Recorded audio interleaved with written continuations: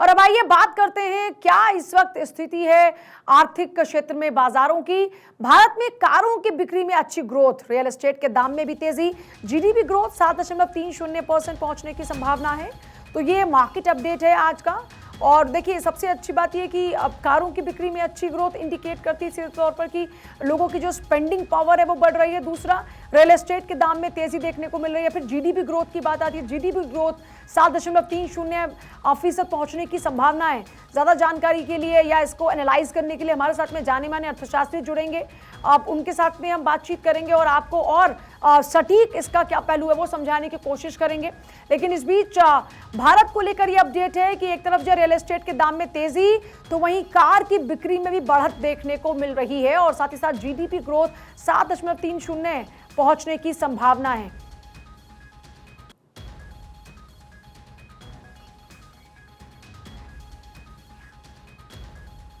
तो देखिए GDP growth हमारी जहां 7.30% पहुंचने की संभावना है, तो वहीं रियल एस्टेट में लगातार बढ़ोतरी देखने को मिल रही है, रियल एस्टेट में तेजी देखने को मिल रही है।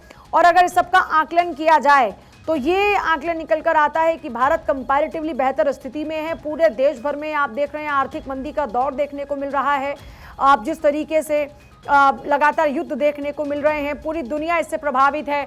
इस बीच आकाश जी जुड़ गए हैं जिनकी भविष्यवाणियां सटीक रहती हैं। आकाश जी, इस स्थिति में भारत की जीडीपी ग्रोथ 7.30% पहुंचने की जो संभावना है वो क्या इंडिकेट करती है? जी देखिए, हिंदुस्तान की ग्रोथ बहुत अच्छी चल रही है।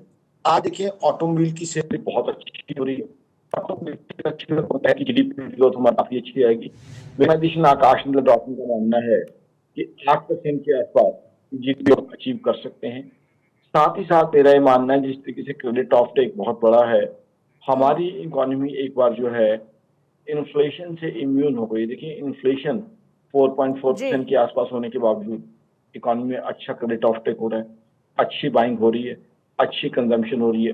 और अब तो फेस्टिवल सीजन शुरू होने वाला है, तो फेस्टिवल सीजन की जो है, चाहे जन्माष्टमी की बात करें, रक्षाबंधन की बात करें, उसके बाद जो है नवरात्र की बात करें, उसमें सेल्स और बढ़ेगी।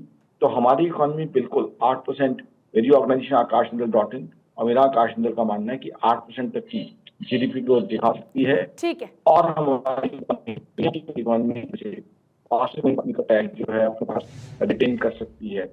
ऑलरेडी ये बात आरबीआई की तरफ से भी कही जा चुकी है। तो मेरा क्लियरली मानना है कि हमारी economy definitely faster growing economy बनेगी और उसका इम्पैक्ट रियल एस्टेट और इक्विटी मार्केट्स दोनों पे आएगा। ठीक है। साथ ही साथ मेरा ये मानना है कि स्टेट ऑफ हॉर्मुज का जो स्टेलमेट अगर और चलता रहा तो दिक्कतें बढ़ सकती हैं, क्योंकि अब दुनिया भर में ऑयल प्राइसेस बढ़ी हुई हैं। अमेरिका जो दुनिया की सबसे बड़ी इकोनॉमी वो खुद इन्फ्लेशन से परेशान पड़ा। ऐसे में